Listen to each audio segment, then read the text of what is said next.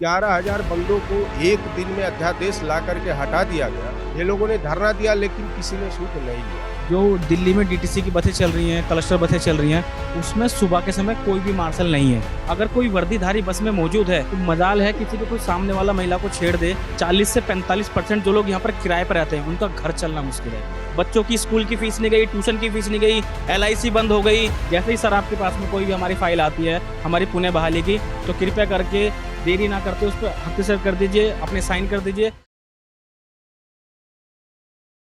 नमस्कार, मेरा नाम है शिवम चौबे। हम आज मौजूद है दिल्ली के राजघाट इलाके पे और यहाँ पर बात करेंगे सिविल डिफेंस के लोगों के बारे में जिनको 10,700 से ऊपर लोगों को निलंबित कर दिया गया है।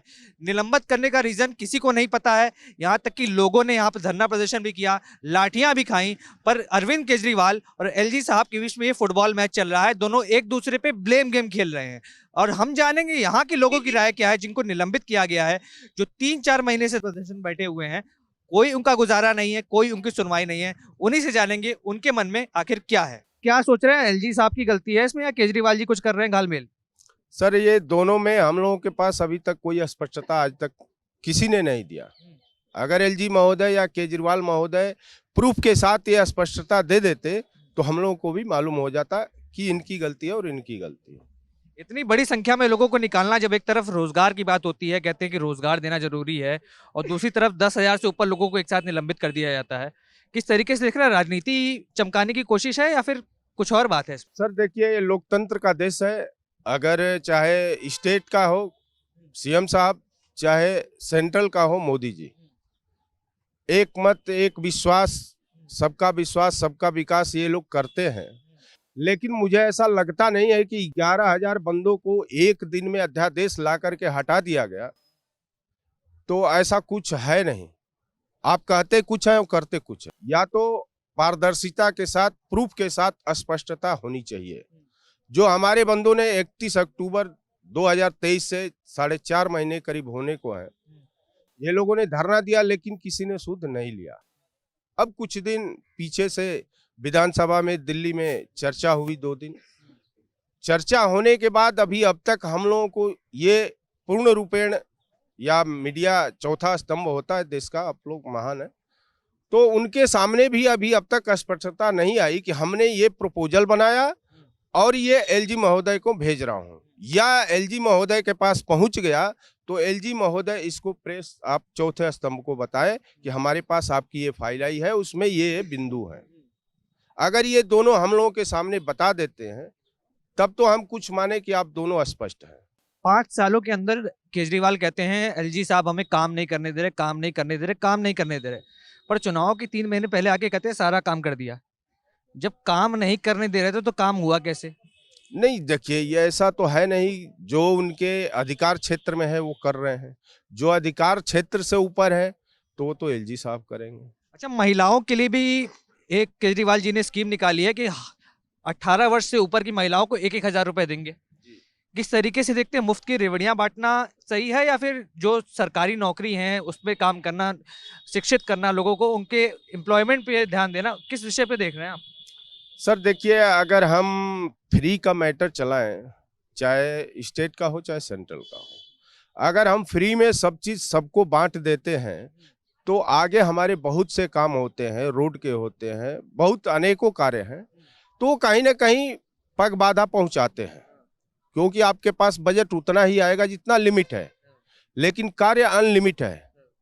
अगर दोनों लोग ऐसा कर रहे हैं तो हम लोग साक्षात प्रमाण है कि आप लोग क्या कर रहे हो। ये जीता जागता उदाहरण है 4.5 महीने का दिल्ली सिविल डिफेंस का। आप भी कुछ कहना चाह रहे थे इस विषय में? क्या कह रहे हैं कि मुफ्त का हर चीज, मुफ्त की राइड महिलाओं के लिए, मुफ्त पानी, मुफ्त बिजली, हर चीज मुफ्त कर दी जा रही दिल्ली में, तो लोग तो यही सोचेंगे कि मुफ्त का सब चीज मिल रहा है, हमें करने की क्या जरूरत है? सबसे पहले तो आपके चैनल का बहुत बहुत धन्यवाद कि आप लोग आए और आपने हमारी आवाज़ को आगे उठाएंगे। मैं आपकी उस बात का जवाब देना चाहता हूँ जो आपने कहा कि महिलाओं के लिए मुफ्त की जो रेवड़ियाँ हैं। देखिए, जब से हम 4 महीने से हम हटे हैं, जो दिल्ली में डीटीसी की बसें चल रही हैं, क्लस्टर बसें चल रही हैं, उसमें सुबह के समय कोई भी मार्शल नहीं है।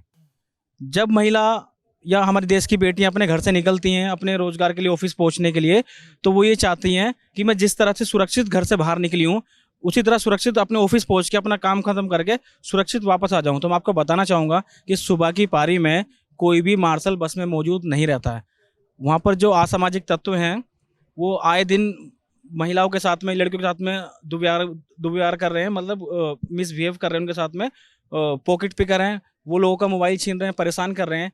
तो मेरी जानकारी जो है, और जो जिनसे मेरी बात, देखो मैं भी बस में ट्रैवल करता हूँ तो अक्सर मैं सुनता रहता हूँ महिला से कि हमें सुरक्षित सफ़र चाहिए, मुफ्त का नहीं चाहिए। उनका ये कहना है कि मैं इतना कमा रही हूँ कि अपने टैक्स से आना जाना कर सकती हूँ, लेकिन मेरी सुरक्षा की जिम्मेदारी कौन लेगा जब बस में मार्शल ही नहीं है। देखिए, जब ऑन द स्पॉट कोई क्राइम होता है तो उसको पैनिक बटन और सीसीटीवी कैमरा नहीं रोक सकता, वो तो एक बाद में जांच का विषय होता है जब कोई घटना हो जाती है। अगर कोई वर्दीधारी बस में मौजूद है तो मजाल है किसी के कोई सामने वाला महिला को छेड़ दे, या कोई जो पॉकेट पिकर है वो किसी की जेब तराश ले, तो ऐसा नहीं है। और हम आपकी दूसरी बात पर आता हूँ, 4 महीने से ज़्यादा हो गए हैं हमारे धरने को चलते हुए। पहले ये सचिवालय पर था, जंतर मंतर भी गया, अलग अलग, ऐसा कोई भी MP MLA कोई भी ऐसा नेता नहीं है जिसके पास हम अपनी गुहार लेकर नहीं गए। अब कुछ 4 महीने के बाद में जो विधानसभा में हमारा सत्र चला था, 2 दिन का विशेष सत्र था, तो उसमें इन्होंने विधानसभा में एक प्रस्ताव पास किया है कि हम जल्दी से इसको LG साहब के पास भेजेंगे। जैसा कि मैंने आपको बताया कि हम बीजेपी वालों के पास भी गए थे। मेरी बीजेपी वालों से, जो भी हमें देख रहे हैं, उनके जो बड़े लीडर हैं, सबसे हाथ जोड़कर, और 10,792 जो परिवार है उन सब की तरफ से हाथ जोड़कर हम विशेष यही विनम्र कर रहे हैं कि अगर दिल्ली विधानसभा से फाइलें LG साहब के पास जाती है, उनके जो भी लीडर हैं, आप लोग भी LG साहब से बात कीजिए, क्योंकि 4 महीने 40 से 45% जो लोग यहाँ पर किराए पर रहते हैं उनका घर चलना मुश्किल है। हम सब यही चाहते हैं कि जल्दी से LG साहब के पास में ये फाइल जाए और ये फाइल जल्दी से पास हो, ताकि इनके चेहरे देख लीजिए एक बार, कोई लग रहा हो इनमें से कोई ढंग का चेहरा, सबके चेहरे मुरझाए हुए हैं। 4 महीने अपनी खुशियों से कॉम्प्रोमाइज किए साहब। बच्चों की स्कूल की फीस नहीं गई, ट्यूशन की फीस नहीं गई, LIC बंद हो गई, नए इनके जो भी सपने थे सब बिल्कुल टूट चुके हैं, बिखर चुके हैं। तो हमारी सरकार से यही मांग है। देखो, जितना संघर्ष हमने 4 महीने में कराया ना, धूप बरसात सब कुछ झेला है, पुलिस ने डिटेन भी किया है, लाठियां मार के उठाया भी है, दरिया तक उठा ली हमारी, लेकिन हमने उस उम्मीद को नहीं तोड़ा जो संघर्ष की है, क्योंकि हमारा मन कहता है संघर्ष कभी व्यर्थ नहीं जाता, और हम संघर्ष से ही यहाँ तक पहुंचे हैं।